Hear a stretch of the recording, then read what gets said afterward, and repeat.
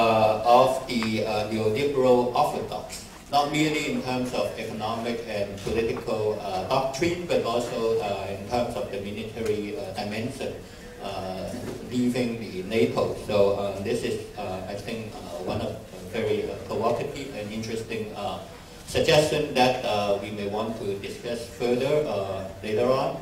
Our next speaker is Professor Pedro. I think his talk had also something to do with the author who invented this idea of delinking Zambia and Benin. May I invite Professor Bond? It's a great honor to be here, and I really thank the organizers. It's fantastic for me to come this morning from Durban, where we had the climate summit, and it was a disaster for the future of the planet and the people. So I've decided I can use that disaster to illustrate financialization and uneven development. Building on Pedro, working on the Marxist theory of capitalist crisis, the global North's crisis, also on some of the solutions in the financial sphere that we've just heard. And I think if I use the word global South, then it helps us to think about the Occupy movement as probably the main force that will lead us to delinking from global finance. But we also have a climate justice movement that I think is also part of our story, fighting for a post-capitalist, post-carbon world. And what we found in Durban is that one of our visitors who helps us understand economic crisis, Dani Nabuderi, he died 1 month ago. It was very sad. I think our comrades here from Pedestria, Sam, Ibrahim, you knew him very well, and he was a giant of political economy in Africa, and his work, including the crash of international finance, was vindicated. Even though this was written in 1989, he could show, as he did in our seminars, how the roots of capitalist crisis can be found in the deep processes. Really, as Pedro said, the laws of the system and its reproduction. These, in my view, also can be perhaps amplified through uneven development, the geographical, the temporal, the scalar features. This was my supervisor, one of his best students, Neil Smith. But David Harvey is somebody that I hope you've seen his rewrite of Das Kapital, The New Imperialism, The Enigma of Capital, his recent books. And if you haven't, maybe you'll watch his film. More than 1 million people have watched him describe the crisis of capitalism as a cartoon. And it's all very complicated. It's Das Kapital. It takes years to understand. There's the first circuit in the productive sphere. There's a secondary circuit that generates especially the durables of production and consumption. And then there's the whole series of intellectual activities within capitalism and the functions of the state. But the crucial point is this crisis formation that appears at surface level as a finance crisis.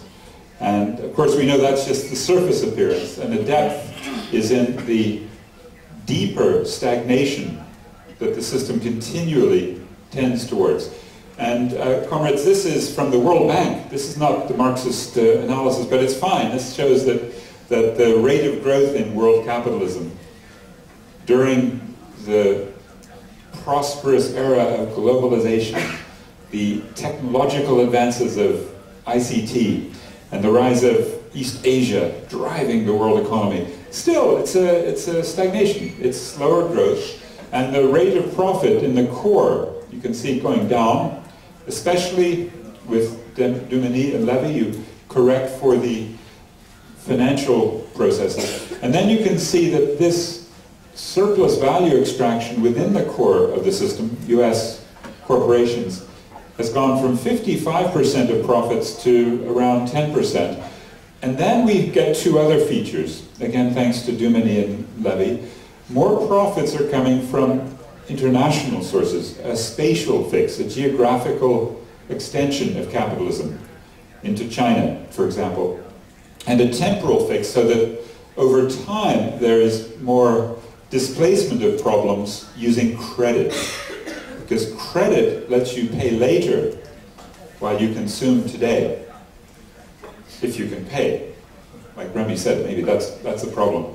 And so the geographical dimension, the distortions in the intercapitalist system, the uneven development, seems to be getting worse and worse. If you look at the most obvious statistic, the current account deficit and surplus. So China and Germany in surplus, and the US and much of Europe in deficit. So it's a shifting of the problem. It doesn't solve the problem, right? The capitalism can shift it around, but it doesn't solve it. And then you can see that also in the uneven development in which space becomes a container of investment. Housing is obvious. I mean, here you have China and Hong Kong, Canada, Australia rising, but most of the rest of the world crashing still, with a historic bubble in real estate, maybe $50 trillion worth collapsing in that 2-year period. Here's another part of the temporal fix, that is to stall the problem. You can stall it by dealing with it later. You just print more money, or you generate more financial activity. So capitalist responses include throwing money at the problem. But the only solution to that is sometimes it's devalorization, it's destruction, especially through inflation or extreme changes in currency values. The dollar, for example, eroding very obviously. And then sometimes you get a full financial restructuring where you have a hegemon, the British and their gold standard, or the Bretton Woods system. But it's been a problem, hasn't it, since about 1971, when the last system fell apart. Lots of flexibility, lots of attempts to manage this global financial system. But the only real measure that I think makes sense, really following Remy, how internationalized is finance? Because if it is too internationalized, you cannot get control of it and organize, as capitalist managers, a rational way out of the problems. And then you wait for a big crash, as we've been seeing. And that's when I think John Maynard Keynes had his most valuable paragraph ever written. In the Yale Review, 1933, I sympathize with those who would minimize rather than with those who would maximize the economic entanglement, right, the intersection between nations. Ideas and knowledge and science and hospitality and travel and political solidarity. He didn't say that. He was a bourgeois elitist from Cambridge. But anyway, these are the things which should of their nature be international. But let goods be homespun whenever it's reasonably and conveniently possible. And above all, let finance be primarily national. Remy, exchange controls. That's job one if you really want to manage your capitalism properly, like Keynes. He was interested in saving the system. And of course, the system is under threat. 1929 to 1933, a terrible time. That's when Keynes wrote. Well, it was just as bad in 2008, right? The crash of production looked like we were going into the Great Depression #2. The same for trade. It even fell faster in 2008 after September for 6 months, crashing faster than in 1929. The same for world stock markets, crashing much faster. There was a crash of about, how much was it? It was about $60 trillion around the world in paper values in the stock markets, in all of the countries, China as well, in that period, right? And then the change of commodity prices. Look at that crash. 60, 70% for oil prices, copper, nickel, everything was crashing. So let's quickly ask, what did they do? First, they threw money through Keynesian fiscal strategies. They just had a budget deficit. You see the budget deficit goes in some countries, even the United States, was at 12% of GDP. Very, very big. The second thing, they dropped the interest rates really low, to nothing, to zero, to below zero. On inflation, -3.5. Huge drops in interest rates. And then the third thing, they just printed money. This was the quantitative easing. The US Fed, the center of all world money, was the most extreme, and they've done it twice, right? Quantitative easing, just throw money, create more dollars, even if that means more inflation down the road. And so global liquidity, the money in the world economy is through the roof. But this is a band-aid. This does not cure the cancer of capitalism. So let's quickly look at the last strategy.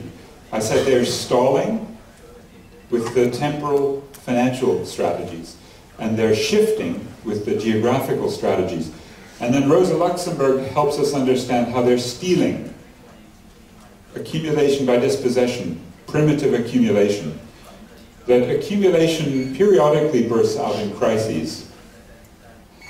But it's at that point that you get this combined development in which capital finds the non-capitalist, the mutual aid, the women's role, the natural or the environmental features, and then destroys them. The continuous and progressive disintegration of that non-capitalist makes accumulation possible. So Luxemburg, 1 century ago, felt in her reading of Das Kapital something that was, I think, more profound than Lenin and Bukharin, who were writing about imperialism.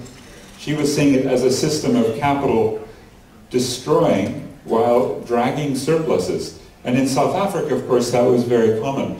It was common everywhere to say primitive accumulation, plenty of different kinds of primitive accumulation that then appear to be now permanent features of the system. Stealing, looting, just taking that which is not a commodity form and privatizing.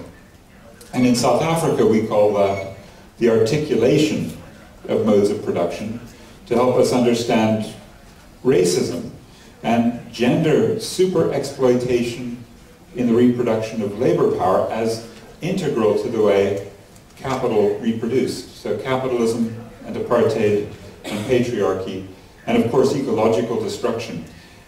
Now last week, one of our gurus said that this is a system that when we used to believe you could make a more rational capital, you could have a social compromise, a social democratic reform of these extreme super exploitative systems, that's not going to happen anymore.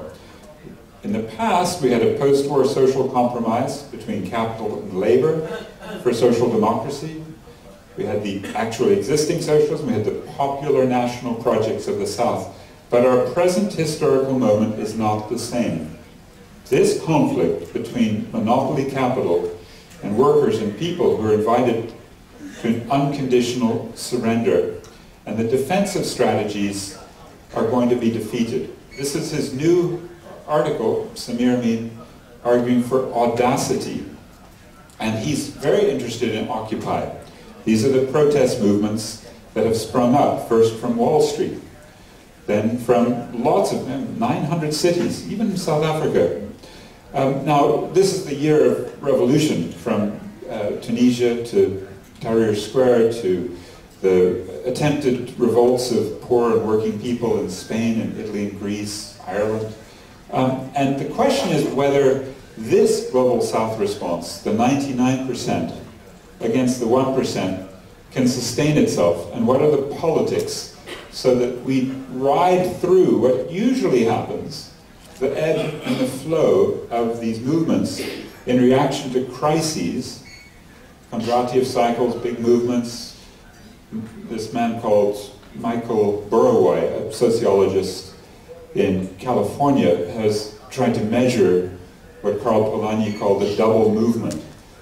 Too much commodification and reaction, decommodification. So we could go through and say, maybe tomorrow in the morning we'll look at South Africa as a case. How does decommodification work? How far can we go? Can we push through to socialism, eco-socialism and eco-feminist socialism? And William Martin has tried to map this out over hundreds of years of these resistances of social movements against the commodity form. And Andre Gunder Frank and Marta Fuentes did the same in categorizing the rise of these movements in relation to accumulation. And let me finish by saying we've been watching this now with respect to the climate. So I have a couple of books. I will send them to you free. We need to decommodify these. So I want to talk about the paralysis above, the movement below. Do I have 5 more minutes? Yes? Okay. The main point is Durban was a disaster, and we have not had any global solution since 1987, right? That was the ozone hole. Everything else, the Kyoto Protocol, we'll look at, Copenhagen Accord, all of those reforms of the World Bank and the IMF. Okay, China got some more voting percentage, that's okay, but Africa was falling and there's no real change. They once tried to change a little bit. Joseph Stiglitz said, let's have post-Washington. And he was fired in 1999. Then they had the Millennium Development Goals, and we had the Doha Agenda. These are just dead. The Monterey Financing for Development, all the G20, global financial architecture rebuilding. We've got renewed war in South Asia, the Middle East, the Security Council reform. It's disastrous. Aid shrinking. They've even just lost the funding for the AIDS, TB, malaria fund. That's not even being renewed. And this is the worst, isn't it? Because there you have our president in South Africa, Jacob Zuma, Lula, Barack Obama, Wen Jiabao, Manmohan Singh, and we have these guys wrecking the planet. They broke the United Nations. They have a deal that will give us 4 degrees